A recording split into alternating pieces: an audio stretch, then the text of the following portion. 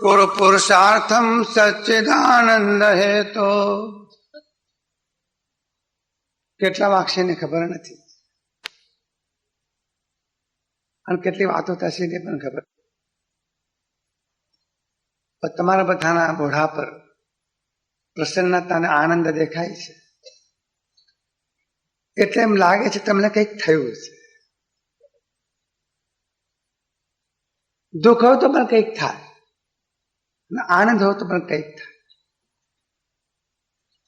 જયારે અંદરનો સ્પર્શ થાય ત્યારે આનંદ થાય, અને જયારે માયાનો સ્પર્શ થાય ત્યારે દુઃખ થાય. અને એક વખત પરમ તત્વનો સ્પર્શ જીવનમાં થઈ જાય, જીવન ધન્ય બની જાય. જોશુઆ લિબ્મેન એક વિશ્વનો મહાન પત્રકાર, એ યુવાન હતા. ત્યારે એમને એમ લાગ્યું કે જીવનમાં મેળવવા જેવી થોડીક બાબતો નક્કી કરી કે શું મેળવવા જેવું છે, શું મેળવવાથી જીવન ભર્યું થાય, શું મેળવવાથી આપણે સુખમય જીવન જીવી શકીએ. વિચક્ષણ પુરુષ હતો, વિદ્વાન હતો, લેખક હતો, પત્રકાર હતો. જુદા જુદા ક્ષેત્રના માણસોને એમનું ઇન્ટરવ્યુ લીધું, એમના અભિપ્રાયો જાણવા કોશિશ કરી, અને અભિપ્રાયો જાણીને આ જોશુઆ લિબ્મેને 6 વાતો નક્કી કરી કે જીવનમાં આટલી વસ્તુઓ મેળવવા જેવી છે જેથી આપણું જીવન સમૃદ્ધ બને. સૌથી પહેલા એ ડોક્ટરો, વૈદ્યો, હકીમો એમને મળે અને એમને કહો કે મારે જાણવું છે કે જીવનમાં મેળવવા જેવું શું છે. ડોક્ટરો, વૈદ્યો, હકીમોએ કહ્યું કે જીવનમાં તંદુરસ્તી મેળવવા જેવી છે. જેને પાસે નિરોગી શરીર છે એ સાધના કરી શકશે, જેને પાસે નિરોગી શરીર છે એ જીવન જીવી શકશે, જેને પાસે નિરોગી શરીર છે એ પ્રકૃતિનો આનંદ માણી શકશે, જેને પાસે નિરોગી શરીર છે એ બીજાનું કામ પણ કરી શકશે, જેનું નિરોગી શરીર છે એ ધ્યાન અને ભક્તિ પણ કરી શકશે, જેની પાસે નિરોગી શરીર છે એ જીવનના ક્ષેત્રમાં પુરુષાર્થ પણ કરી શકશે. પણ માંદો માણસ, નબળો માણસ, શક્તિહીન માણસ, નબળો માણસ કશું નહીં કરી શકે. એક સૂત્ર છે આપણા ત્યાં, શરીરમ આદ્યમ ખલુ ધર્મ સાધનમ. ધર્મ કરવો હોય, ધ્યાન કરવું હોય, ભક્તિ કરવી હોય, શરીર સારું જોઈએ. તમે પણ ઈચ્છો છો કે શરીર સારું જોઈએ, પણ તમારો અભિગમ જુદો છે અને અમારો અભિગમ જુદો છે. તમે એમ માનો છો કે શરીર સારું હોય તો પિક્ચર જોઈ શકાય, શરીર સારું હોય તો ગમે તેવું ખાઈ શકાય, શરીર સારું હોય તો પાણીપુરી ખાઈ શકાય. ખાધું કોઈ ના નથી પાડતું. પણ શરીર સારું હોય ને ભગવાનનું ભજન કરી શકાય, શરીર સારું હોય અને પરોપકાર કરી શકાય, શરીર સારું હોય લોક કલ્યાણના કામો કરી શકાય, શરીર સારું હોય અને પરમાર્થ માર્ગની સાધના કરી શકાય. તંદુરસ્તી પહેલી વસ્તુ. એક વસ્તુ પસંદ કરી, એ થોડા કુટુંબીજનોને મળ્યો, 50 કુટુંબોને મળ્યો અને પૂછ્યું કે શું જોઈએ જીવનમાં, તમારો અભિપ્રાય શું છે. ઘણા કુટુંબીજનોને એમ કહ્યું કે ભાઈ, જીવન જીવવાના માટે જીવનમાં સ્નેહ જોઈએ, સૌજન્ય જોઈએ, પ્રેમ જોઈએ, સહાનુભૂતિ જોઈએ, સહકાર જોઈએ, સદભાવના જોઈએ, ઉદારતા જોઈએ, વિશાળતા જોઈએ, પણ ટૂંકમાં પ્રેમ જોઈએ. અને પ્રેમ સંજીવની છે, પ્રેમ જીવનની મોટી મૂડી છે. અમે તેમ કહીએ છીએ, કદાચ પૈસા ખોવા પડે તો ખોજો, કદાચ ધરતીનો ટુકડો ખોવો પડે તો ખોજો, એકાદ ભીતની દિવાલ ખોવી પડે તો ખોજો, એકાદ ખેતરનો શેડો ખોવો પડે તો ખોજો, પણ પ્રેમનું અમૃત ક્યારે પણ ખોશો. જેને પ્રેમનું અમૃત ખાવું છે એને જીવન જીવતા નથી. પ્રેમ અમૃત છે, જીવનની સંજીવની છે, એ જીવનને ધન્ય બનાવે છે. ભલે તમે ઝૂંપડીમાં રહેતા હો, નાના મકાનમાં રહેતા હો, કાચા સાધનો હોય, ઓછી આવક હોય, પણ જો પ્રેમથી રહેતા હશો તમને સ્વર્ગનો અનુભવ થશે. અને મોટા 10 બેડરૂમના ફ્લેટમાં તમે રહેતા હશો, પણ ક્લેશ, કંકાસ, સંતાપ, કજિયો, વિરોધ, વૈમનસ્ય, લડાઈ, ઝઘડા જો હશે તમને જીવન જીવવું નહીં. એક બીજું સૂત્ર જીવનનું બહુ મહત્વનું, અંતે પ્રેમ. બહુ મોટી મૂડી છે. એ વૈજ્ઞાનિકોને મળે.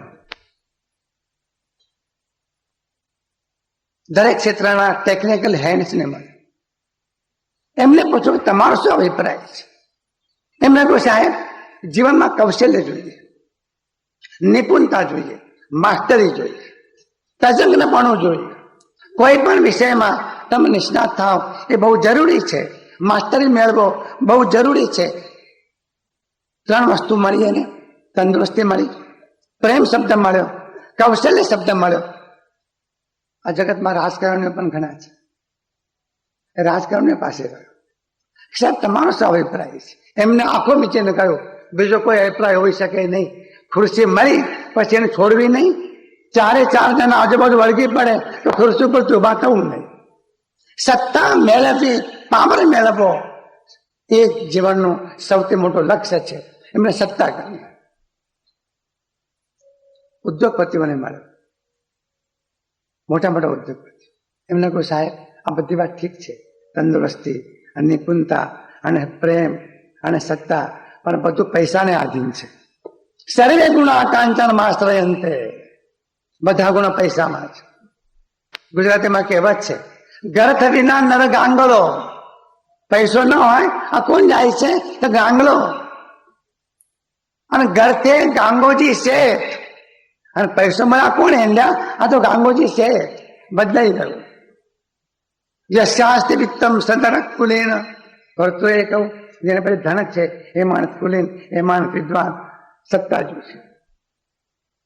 છઠ્ઠી વાત અને છેલ્લી વાત, તમને ધન મળે, તમે પ્રેમથી જીવો, તમને નિપુણતા મળે, તમને અધિકાર મળે, પણ તમને કોઈ ઓળખે જ નહીં અને તમને કોઈ જાણે જ નહીં, તમને યશ મળે જ નહીં અને કીર્તિ મળે જ નહીં, તો જીવનમાં શું બલિદાન છે?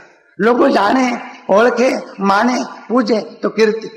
6 શબ્દો જોશવા લિબ્બનને મળ્યા: તંદુરસ્તી, પ્રેમ, નિપુણતા, સત્તા, ધન અને કીર્તિ.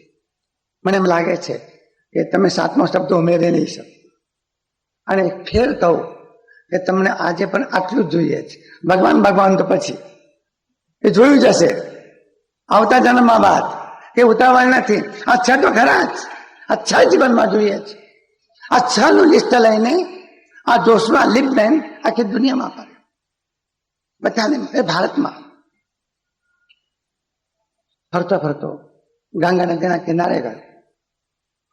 અને ગંગા નદીના કિનારે એક નાનકડી ઝૂંપડીમાં એક મસ્ત માનવી પડે, નિશ્ચિત.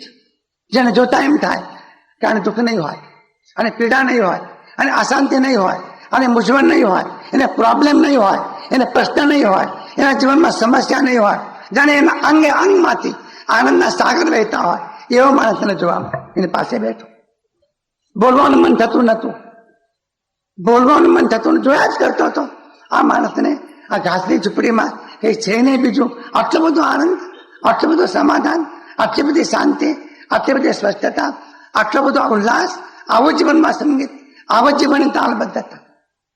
ઉંમર લાયક હતા. એને કહું કે હું આપણી પાસે આવ્યો છું, એક લિસ્ટ લઈને આવ્યો છું, પણ મારે આપણે પૂછવું છે કે આ લિસ્ટમાં કઈ ઉમેરવા જેવું છે? મને તે પૂર્ણ લાગે છે. આ 6 વસ્તુ મળી જાય માણસનું જીવન ધન્ય બની જાય. તમને કઈ ઉમેરવા જેવું લાગે છે? એ ફકીરે, એ સંન્યાસી, એ યોગી પુરુષે લિસ્ટ હાથમાં લીધું, વાંચ્યું. તંદુરસ્તી, પ્રેમ, કૌશલ્ય, સત્તા, ધન અને કીર્તિ. એ મહાપુરુષે કહ્યું ઠીક છે, બરાબર છે, આ વસ્તુ આટલી જોઈએ જ. અને આ વસ્તુ મળે તો જીવન સારું બને, સરળ બને.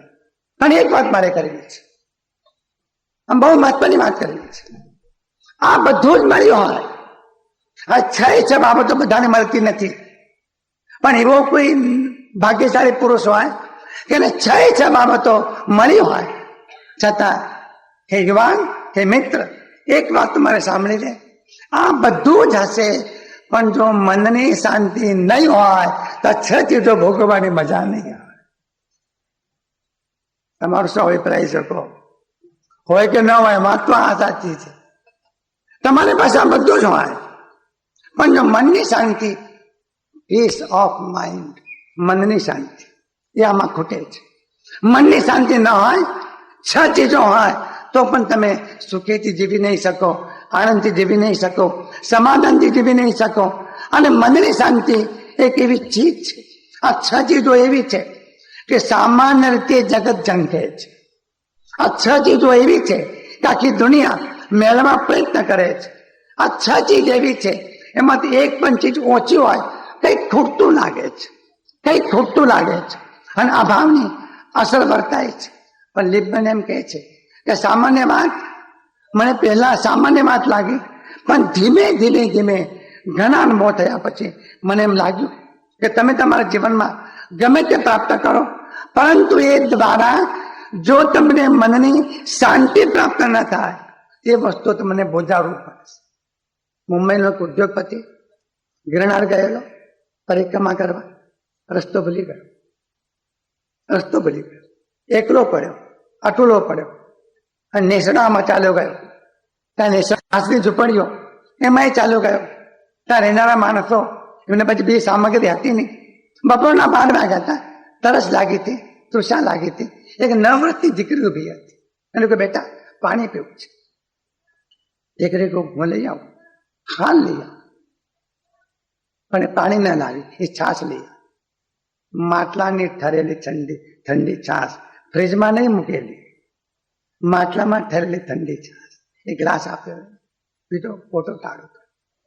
એને કહું કે ફ્રીજના પાણી ઘણા પીધા, અને મિનરલ વોટર બહુ ભારે કમ શબ્દ, મિનરલ વોટર ઘણા પીધા, પાછી છાશનો પ્યાલો પીધો.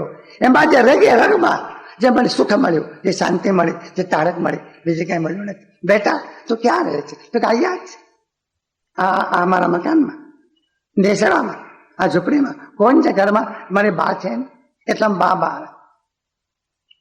અજાણ્યા માણસ જેને વર્ષોથી પરિચિત હોય એ વ્યક્તિને આમંત્રણ આપ્યું, આવો ભાઈ. આજે આવો ભાઈ કહેનારા પણ નથી.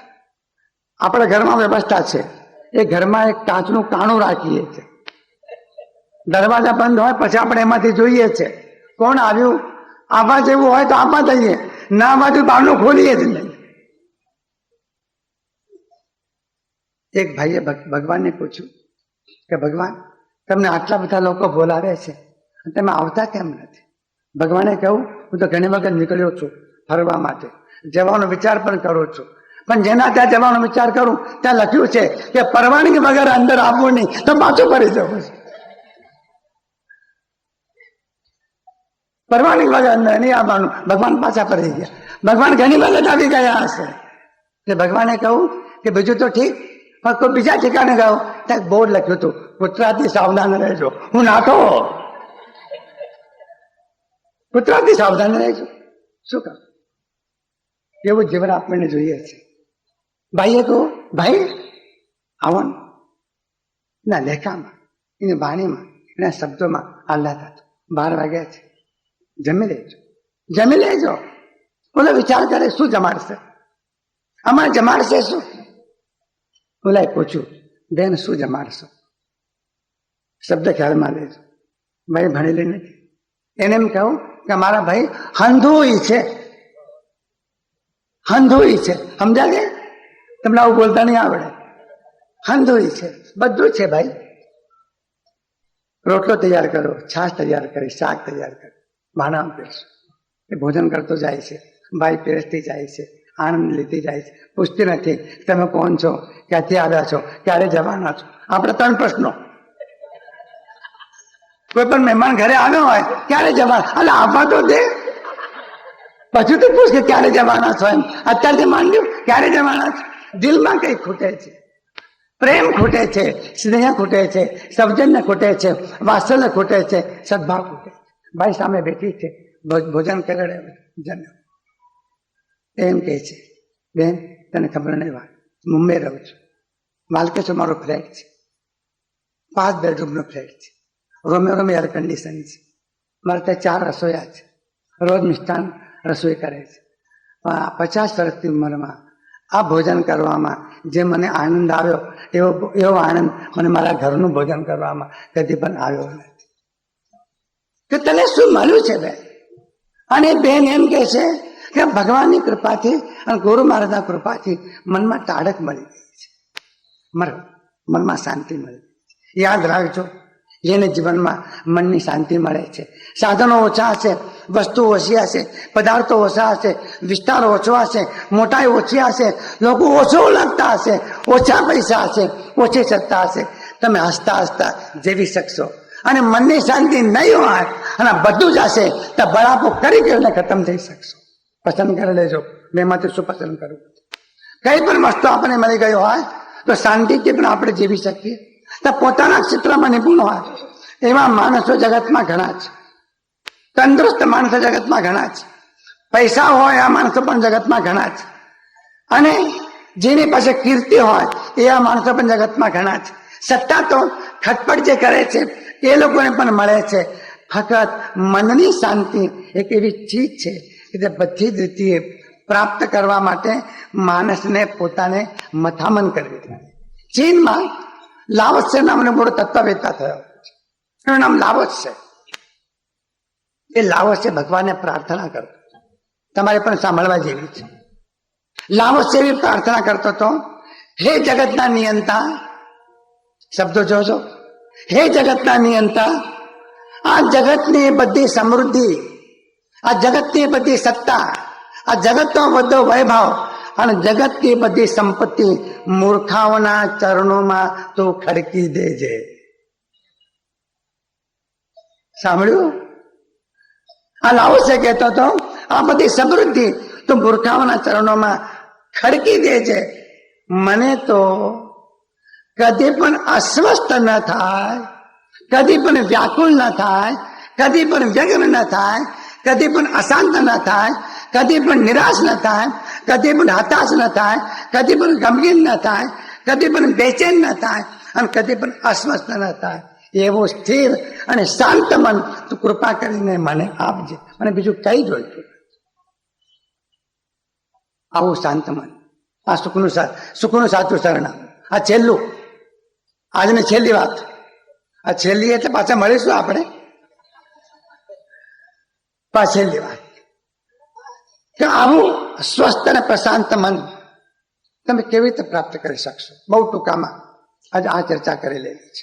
જે લોકો 4 દિવસ નહીં આવ્યા હોય અને આજે જ આવ્યા હોય એવા લોકોને બધા ફોર્મ્યુલા, આ મેથડ કામમાં આવશે. 5 મુદ્દાઓની વાત કરવી છે, ઝડપથી કરવી છે, ઉતાવળથી કરવી છે, પૂરેપૂરી સમજાય એ રીતે કરવી છે. તંદુરસ્તી મેળવવા વ્યાયામ કરવો પડે. ધન મેળવવા બહુ સાહસ જોઈએ. રેંગે પિંગનું કામ નથી, સાહસ જોઈએ. નિપુણતા પ્રાપ્ત કરવા અભ્યાસ કરવો પડે. અને સત્તા મેળવવાના માટે ખટપટ કરવી પડે. ખટપટ કર્યા સિવાય સત્તા મળતી નથી. પણ મનની શાંતિ પ્રાપ્ત કરવા માટે ભગવદ્ ગીતાએ એમ કહ્યું કે અભ્યાસ કરવો પડે. અભ્યાસ વૈરાગ્યાભ્યામ તન નિરોધ. અભ્યાસથી અને વૈરાગ્યથી એનો નિરોધ થઈ શકે છે. તો મનની શાંતિ જેને પ્રાપ્ત કરવી છે તો અભ્યાસ વૈરાગ્યાભ્યામ તન નિરોધ. અમારો પતંજલિ એમ કહે છે, પતંજલિ યોગસૂત્ર લખ્યું, યોગસૂત્રમાં પહેલું સૂત્ર લખ્યું કે અમે આ યોગની વાત કરીએ છીએ, અમે આ યોગની વાત કરીએ છીએ. તો તમે જાણવા ઈચ્છો કે યોગ એટલે શું, એને નાનકડી વ્યાખ્યા આપી, બહુ નાનકડી, અડધી લીટીમાં. યોગ ચિત્ત વૃત્તિ નિરોધ. ચિત્તમાં ઉઠતી વૃત્તિઓનો નિરોધ કરવો એને કહેવાય છે. ભગવાન બુદ્ધ આનંદની સાથે જતા હતા. એક તલાવડીમાંથી ઉતર્યા, પાર ઉતર્યા, 2 મેલ ચાલ્યા ગયા અને 2 મેલ ગયા પછી ભગવાન બુદ્ધે આનંદને કહ્યું કે મને તરસ લાગી છે, તું પાણી લઈ આવ. આનંદે પૂછ્યું ક્યાંથી લાવ? તો કે આપણે તલાવડીમાં ઉતર્યા હતા ત્યાંથી લાવ. આનંદે કહ્યું એ પાણી ઢોળાયેલું છે, ઢોળાયેલું છે, તું જાતો કરો, જા જઈને જો. તો કલાક 2 છે. આનંદ પાછો આવ્યો. 2 કલાક દરમિયાન નદીનો ઢોળો નીચે બેસી ગયો હતો અને ચોખ્ખું પાણી લઈને આનંદ ભગવાન બુદ્ધ પાસે પહોંચ્યો. અને ભગવાન બુદ્ધને પૂછ્યું કે પાણી લેવા તમે ક્યાં મોકલ્યો? તે કારણ ભગવાન બુદ્ધ કો પ્રેક્ટિકલ લેસન. આ પ્રેક્ટિકલ લેસન, જેમ પાણી ઢોળાયેલો હોય એ પીવાના કામમાં ના આવે. ઢોળો બેસી જાય, કચરો નીચે બેસી જાય, મેલ ઓછો થઈ જાય, પછી જ પાણી પીવાના કામમાં આવે. એમ જે મન ઢોળાયેલું છે એ ભજનના કામમાં ના આવે, ધ્યાનના કામમાં ના આવે, ભક્તિના કામમાં ના આવે. મનનો ઢોળો શાંત કરવો જોઈએ. કબીરે એમ કહ્યું કે મન ऐसो નિર્મળ ભયો જૈસો ગંગાની. મન એવું નિર્મળ થઈ ગયું છે જેમ ગંગાનું પાણી. अब तो ऐसी हालत हो गई है कि एक दिन कबीर हरि हरि कहता था, अब हरि कबीर कबीर कर रहा. એવી અવસ્થા, એવી મસ્તી. હરિ કબીર કબીર કર રહા. કારણ મન ऐसो નિર્મળ ભયો. નિર્મળ મન, પવિત્ર મન, શાંત મન, સ્વસ્થ મન, તંદુરસ્ત મન, નિરાશા વગરનું મન, પ્રસન્ન મન, ઉત્સાહથી તરવરતું મન એ જીવનની મોટા મોટી મૂડી છે. એટલા માટે બાળકો આપણને ગમે છે. કોઈનું પણ બાળક તમને ગમશે, બાળકને લેવું ગમશે. એ ધરતી ઉપર ધીમે ધીમે ડગલા માંડી રહ્યું છે, પણ હજુ હસે છે, હજુ એને ભેદ નથી, હજુ આપણા વચ્ચે આવે છે. એ તો જયારે તમારો સત્સંગ થશે ત્યારે બાળક બગડશે, બાકી નહીં બગડે. બાળકને બાળક રહેવા દો. બાળક નિર્દોષ છે, બાળક પવિત્ર છે, બાળક હસમુખું છે. અને હસમુખા બાળકો આપણને ગમે છે. અમે તેમ કહીએ છીએ કે આ કનૈયો અને આ લાલો કે એકલા ગોકુળમાં નથી, એકલો દ્વારકામાં નથી, ઘરે ઘર લાલો છે અને ઘરે ઘર કનૈયો છે. પણ તમને જોતા આવડે તો, અને જયારે જોશો ત્યારે તમને આનંદ થશે. મનની શાંતિ જેને પ્રાપ્ત કરવી છે એને સાધના કરવી પડે છે. યોગ ચિત્ત વૃત્તિ નિરોધ. મનમાં સ્પંદો ન ઉઠે, મનમાં કલ્પનાઓ ન ઉઠે, મનમાં વૃત્તિઓ ન ઉઠે, મનમાં વિચારો ન ઉઠે, મનમાં વિકલ્પો ન ઉઠે. એ પ્રકારની મનની જે અવસ્થા એને યોગ કહેવામાં આવે છે. યોગ આ કામ કરે છે. યોગ ઘણી મોટી વાત છે. યોગના 8 અંગો છે: યમ, નિયમ, આસન, પ્રાણાયામ, પ્રત્યાહાર, ધારણા, ધ્યાન. આ બધું કદાચ તમે ન કરી શકો. આજે 5 સૂત્રો બહુ નાના નાના તમને કહેવાય. પહેલું સૂત્ર, જેને મનની શાંતિ જોઈએ છે એ માણસે આત્મશ્લાઘાનો ત્યાગ કરવો. શબ્દ યાદ રહેશે, આત્મશ્લાઘાનો ત્યાગ. શ્લાઘા એટલે પ્રશંસા, અને આત્મ એટલે પોતાને. પોતાના મોઢે પ્રશંસા કરવી અને પોતાના વખાણ પોતાના મોઢે કરવા એને કહેવાય છે આત્મશ્લાઘા. આ મોટી કટ એવું છે. કોઈ વચ્ચે પણ બેઠા આવીએ, અમે તો આવા, અમે તો આવા, અમે તો આવા. કોઈ કહે કે ના કહે, બીજા કોઈ કહે કે ના કહે, હા પાડે કે ના પાડે. એક ભાઈ મરણ પામેલા, એને પત્ની પાસે બેઠી હતી, 40 વર્ષથી સાથે રહેલી. જે આવે વાત કરે.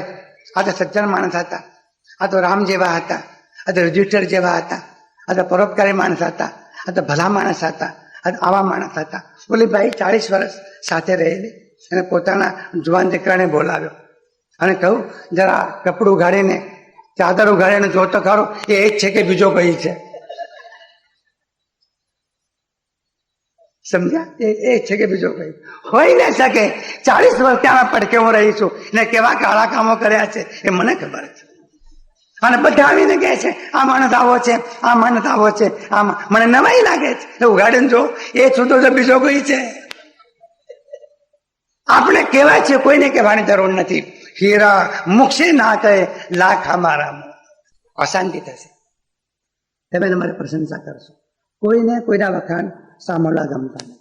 પણ ગુંદરિયા હોય ને, બાવડું પકડી રાખ, ઉભા રહો, સાંભળો, અમે આ કર્યું છે. પોતાના મોઢે પ્રશંસા કરશો, વખાણ કરશો. એક વખતના બ્રિટનના વડાપ્રધાન મિસ્ટર ચર્ચિલ એ ઠેકાણે પ્રવચન આપવા ગયા. ત્યાં 5 જણા માણસો આવ્યા પ્રવચન સાંભળવા. એના મિત્રે કહ્યું, તો મિસ્ટર ચર્ચિલ, તમારા પ્રવચનમાં 5 જણા માણસો આવ્યા છે, લોકોને તમારા પ્રત્યે ઘણો પ્રેમ છે. ચર્ચિલે કહ્યું, આ તો લોકો છે. ભલું પૂછવું એમનું. આજે મારું પ્રવચન સાંભળવા 5 જણા માણસો આવ્યા અને આવતીકાલે લંડનના બજારમાં જો મને ફાંસી આપવામાં આવે તો 50,000 જોવા આવશે. લોકોનું ઠેકાણું શું છે? આ તો પ્રશંસા કરે છે, કાલે નિંદા કરે છે. તમે દુઃખી થશો, તમે અશાંત થશો. આત્મશ્લાઘ 3 શબ્દો સમજી લઈએ. એક શબ્દ આત્મશ્રદ્ધા, બીજો શબ્દ આત્મવિશ્વાસ અને ત્રીજો શબ્દ આત્મશ્લાઘા. હું પુનરાવૃત્તિ કરીને કહું તો 3 શબ્દો સમજી લઈએ: આત્મશ્રદ્ધા, આત્મવિશ્વાસ અને આત્મશ્લાઘા. આત્મશ્રદ્ધા એ શુદ્ધ આધ્યાત્મિક ઘટના છે. આત્મવિશ્વાસ એ શુદ્ધ માનસિક ઘટના છે અને આત્મશ્લાઘા એ અહંકારની વિકૃતિ. તમામ ધર્મોનો પ્રારંભ આત્મશ્રદ્ધાથી થશે. આત્મશ્રદ્ધા વગર, જાતની શ્રદ્ધા વગર ધર્મ નહીં થાય, ધ્યાન નહીં થાય, યોગ નહીં થાય.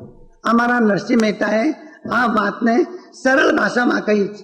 એને એમ કહ્યું, જ્યાં લગે આત્મા તત્વ ચિંત્યો નહીં, ત્યાં લગી સાધના સર્વ જોઠે.